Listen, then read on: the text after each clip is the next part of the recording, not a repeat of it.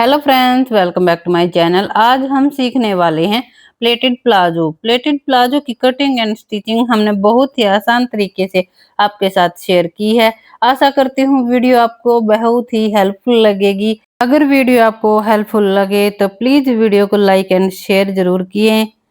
अगर आप चैनल पर नए हैं तो प्लीज चैनल को सब्सक्राइब करें। ये देखिए, ये हमने प्लेटेड प्लाजो बनाया है। आगे की तरफ हमने 4 प्लेटें डाली हैं और पीछे की तरफ हमने 3 प्लेटें डाली हैं। हमने यहाँ पर 36 हिप साइज का पैंट प्लाजो तैयार किया है। आगे चलकर मैं आपको बताऊंगी कि हमें बड़े साइज में प्लाजो की कटिंग किस तरह से करनी है।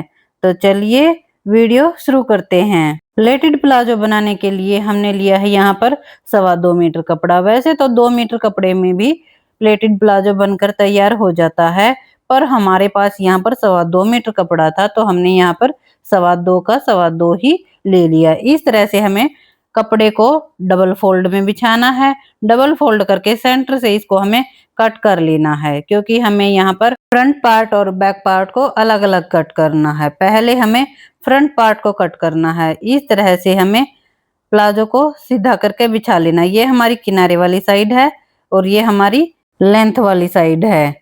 तो हमें लेंथ वाली साइड से यहाँ से हमें किनारी की तरफ से इस तरह से 9-9 इंच पर निशान लगा लेने हैं।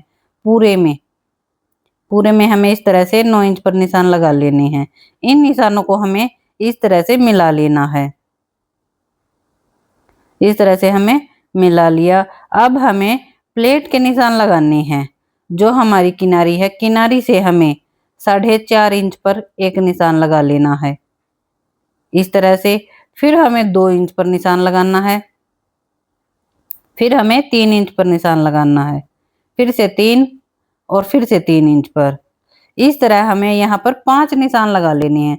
अगर हमारी 4 प्लेटें होंगी तो हमें हमारे 5 निशान आएंगे। अगर हमारी 3 प्लेटें होंगी तो हमारे 4 निशान आएंगे। तो हमें इस तरह से ऊपर भी इसी तरह से सेम निशान लगा लेने हैं। अब इन निशानों को हमें आपस में मिला लेना है इस तरीके से। एक साइड हमारे निशान हो गए हैं। अभी ये सेम निशान हमें दूसरी साइड भी लगा लेने हैं। यहाँ पर किनारी से वही 4.5 इंच, 2 इंच, फिर से 3 इंच, 3 इंच और फिर से 3 इंच। याद रहे, मैं यहाँ पर 36 साइज के लिए बना रही हूँ। अगर आपका साइज बड़ा होता है तो आप यहाँ पर जो हमने 3 इंच के निशान लगाए हैं उनको आपने 2 इंच का कर लेना है। और मैंने यहाँ पर 4 प्लेटें डाली हैं, आपको यहाँ पर 3 प्लेटें लगा लेनी हैं। तो इस तरह से हमें सेम बैक पार्ट पर भी निशान लगा लेने हैं। बैक पार्ट को हमें इस तरह से सेट करके रख लेना है फ्रंट पार्ट के ऊपर। पहले हमें जो हमारे ऊपर वाले निशान हैं इस तरह से हल्का सा कपड़े को फोल्ड करेंगे और जो हमारे ये ऊपर वाले निशान है पहले हमें ये लगा लेने हैं।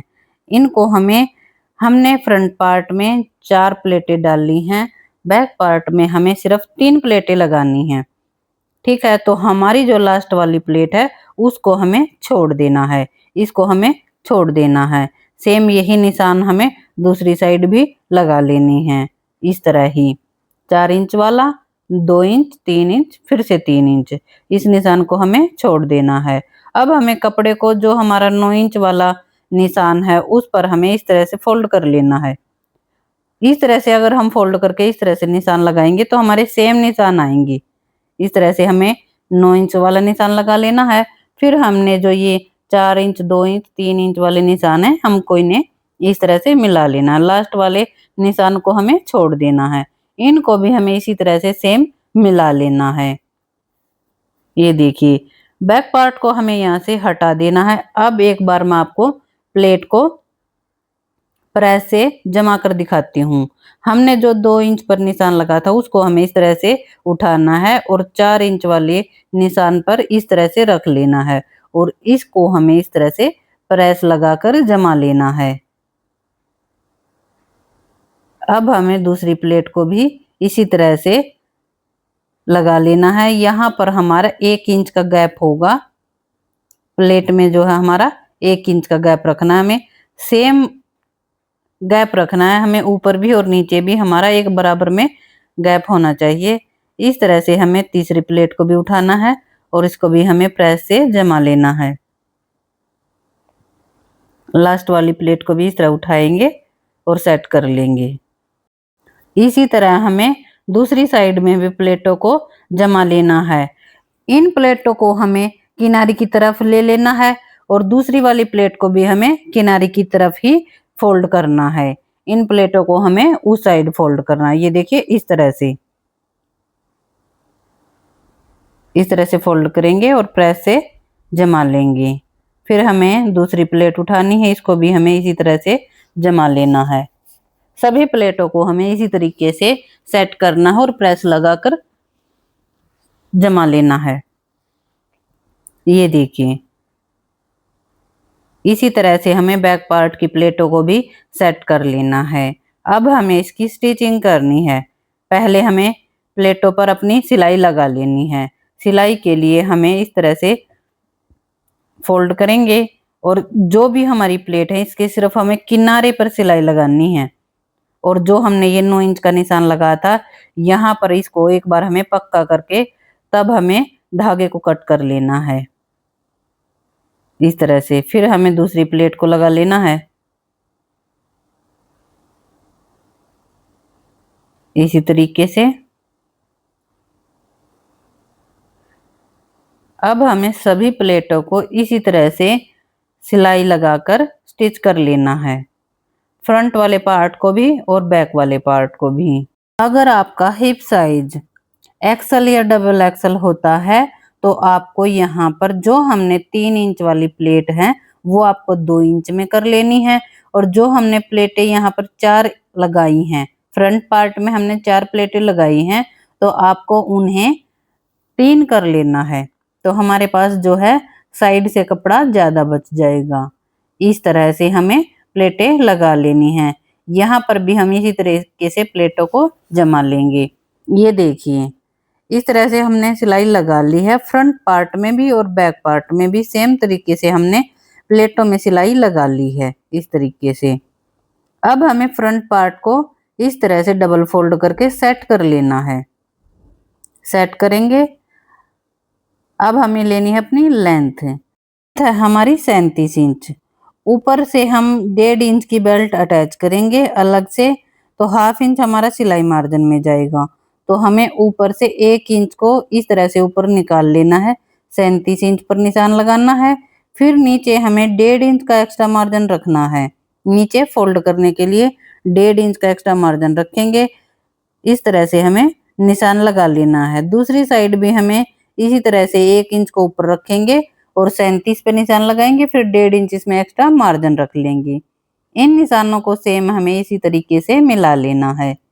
ठीक है। अब हिप साइज देखना है हमें। हिप साइज है हमारा 36 इंच। 36 में हमें 4 इंच लूजिंग के प्लस कर लेने हैं। हो गया हमारा 40 इंच। तो 1/4 भाग आता है हमारा 10 इंच। तो हमें यहाँ पर 10 इंच पर ये निशान लगाना है इस तरीके से। अब लेना है हमें अपना आसन। आसन लेते हैं हम जितना हमारा हिप साइज है उसका 1/3 भाग। तो हमारा 1/3 भाग आता है 36 का, 12 तिया 36। तो हमारा आसन आता है यहाँ पर 12 इंच। तो 1 इंच के ऊपर हमारी बेल्ट आएगी, तो हमें 1 इंच ऊपर रखकर 12 इंच पर इस तरह से निशान लगा लेना है। अब हमें यहाँ से 2 इंच अंदर की साइड ये निशान लगाना है और इस निशान को इस तरह से तिरछा कर लेना है। ऊपर से इंची टेप को इस तरह से मिलाएंगे और इसमें हमें राउंड दे देना है। जिस तरह हम पैंट में राउंड देते हैं ना, मोढ़े में राउंड देते हैं, इस तरह से हमें राउंड दे देना है। अब ऊपर से आसन को, फ्रंट पार्ट का जो आसन होता है उसे हम 1 से 1.5 इंच डाउन करते हैं। तो हमारा यहाँ पर साइज नॉर्मल ही है, 36 इंच है। तो इसमें हमें सिर्फ 1 इंच ही डाउन करना है। तो हमें यहाँ पर 1 इंच डाउन करके लेंथ से इस तरह से तिरछे में मिला देना है। अब हमारी जो नीचे से साइड से ये किनारी है, सेंटर से जो किनारी है, इनको हमें इस तरह से निकाल देना है। अब हमें इसकी कटिंग कर लेनी है।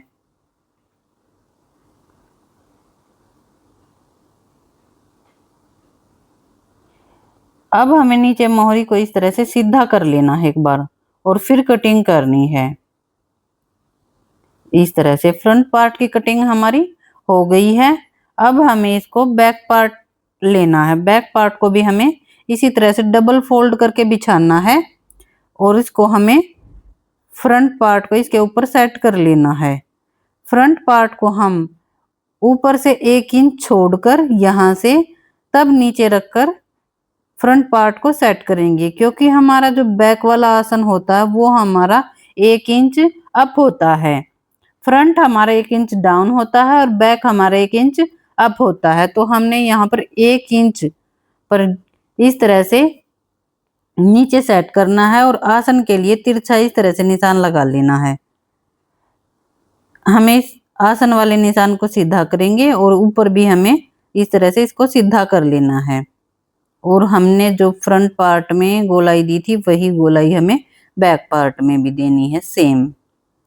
हमने यहाँ पर 2 इंच एक्स्ट्रा पर निशान लगाना है और मोहरी में हमें 1 इंच पर निशान लगाना है। जो हमारा एक्स्ट्रा है वो 1 इंच पर निशान लगाएंगे। इस तरह से हमें इसकी भी किनारियों को निकाल लेना है। अब हमें इसकी कटिंग कर लेनी है। बैक पार्ट और फ्रंट पार्ट के आसन में हमारा 2 इंच का गैप आएगा। इस तरह से मोहरी को हमें सीधा करना है और एक बराबर में रखकर इसको कट कर लेना है। अब हमें बैक पार्ट को हटा देना है। फ्रंट पार्ट को इस तरह से लेंगे और जो साइड की सिलाई है उसके लिए हमें सेंटर से इस तरह से कट कर लेना है। इस तरह से हमने इसको कट कर लिया। इसी तरीके से हमें बैक पार्ट को कट करना है और आसन को हमें इस तरीके से स्टिच कर लेना है। दोनों आसनों को हमने इस तरीके से स्टिच कर लिया है। अब हमें बैक पार्ट को इस तरह से सीधा करके रखना है। इसके ऊपर हमें फ्रंट पार्ट को रखना है। अगर आप यहाँ पर पॉकेट या चैन लगाना चाहें तो आप लगा सकते हैं। हमने यहाँ पर तो अब हमें इसकी साइड वाली सिलाई लगानी है। इस तरह से फ्रंट और बैक को मिलाएंगे और साइड की सिलाई 1/2 इंच का गैप रखते हुए सिलाई को लगा लेना है दोनों साइड से। अब हमारी आसन की जो सेंटर वाली सिलाई होती है अब हमें ये लगानी है। इस तरह से आसन को मिलाएंगे और इस तरह से सेट करके 1/2 इंच का गैप रखते हुए पूरे राउंड में हमें सिलाई लगा लेनी है। इस तरीके से ये देखिए दोनों साइड हमने इस तरीके से सिलाई लगा ली है। अब हमें नीचे मोहरी की सिलाई लगानी है। नीचे मोहरी को हमें इस तरीके से खोलना है। यहाँ पर हमने 1.5 इंच का एक्स्ट्रा मार्जिन रखा था।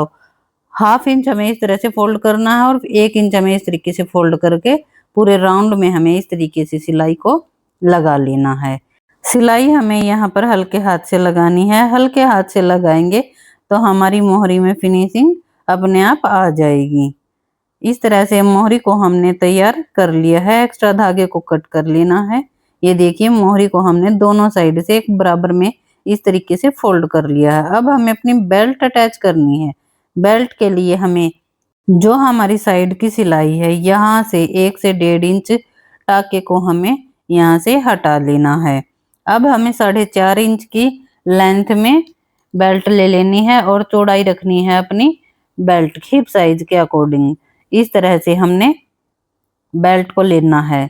बेल्ट हमें सीधी साइड रखनी है। इस तरीके से रखेंगे और 1/2 इंच का गैप रखते हुए यहाँ पर हमें इस तरह से सिलाई पूरे राउंड में लगा लेनी है। सेट करते जाएंगे और सिलाई लगाते जाएंगे। और जो भी हमारा ये एक्स्ट्रा कपड़ा है इसे हमें यहाँ से कट कर लेना है इस तरीके से। अब हमें इसको स्टिच कर लेना है। इस तरह से पकड़ेंगे और नीचे से सिलाई लेके आएंगे। जो हमने यहाँ से सिलाई को हटाया था तो सिलाई हमें वहां से नीचे से 1 से 1.5 इंच नीचे से स्टार्ट करेंगे तो ऊपर तक हमें सिलाई को लगा लेना है। अब हमें अपनी इलास्टिक लेनी है। इलास्टिक साइज किस तरह लेंगे, जितना हमारा हिप साइज है, टोटल हिप साइज है हमारा 36 इंच, उसमें हमें 8 इंच माइनस कर लेना है तो हो गया हमारा 28 इंच। तो हमने 28 इंच पर इस तरह निशान लगाना है। इलास्टिक को हमें कट नहीं करना। इस तरीके से इलास्टिक को डालेंगे कि आगे हमारी बेल्ट होगी और पीछे हमारी स्ट्रेचेबल इलास्टिक होगी। तो हमें बेल्ट भी इलास्टिक के साथ ही लगानी है। इलास्टिक को लेंगे और जो भी हमारी फ्रंट वाली साइड है, फ्रंट वाली साइड हमें राइट वाली साइड जो है, जो सिलाई हमारी राइट वाली है, उस पर हमें इस तरह से इलास्टिक को रखना है और यहाँ पर इसको हमें पक्का कर लेना है। धागे को कट करेंगे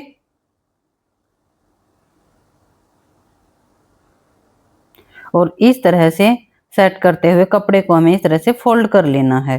फोल्ड करेंगे और जो भी एक्स्ट्रा कपड़ा उसे हमें अंदर की साइड इस तरह से पलट लेना है और इलास्टिक के किनारे पर इस तरह से फोल्ड करेंगे और किनारे पर सिलाई होगी।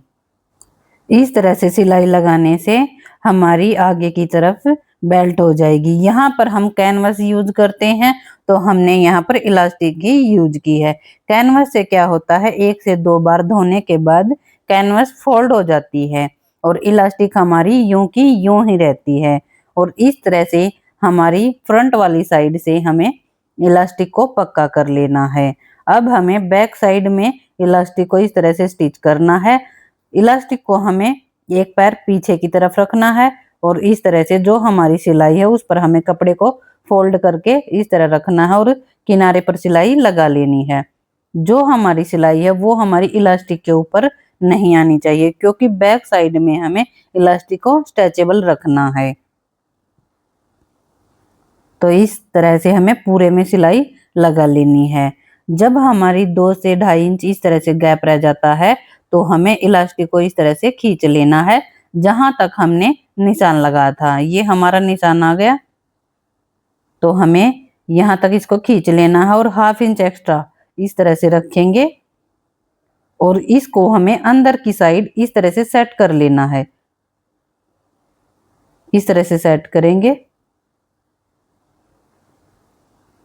और कपड़े को हमें इस तरह से फोल्ड कर लेना है और किनारे पर हमें सिलाई लगा लेनी है।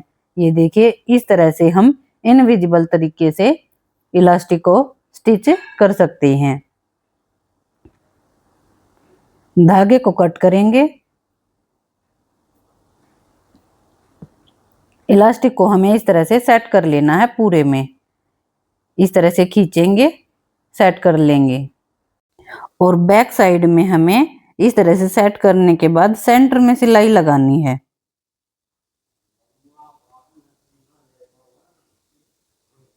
इस तरह से हमें चाल को यहाँ पर बड़ी कर लेनी है और इस तरह से आगे की तरफ से एक हाथ से आगे की तरफ से इलास्टिक को खींचेंगे और एक हाथ से पीछे से इस तरह से खींचते हुए सेंटर में सिलाई लगा लेनी है।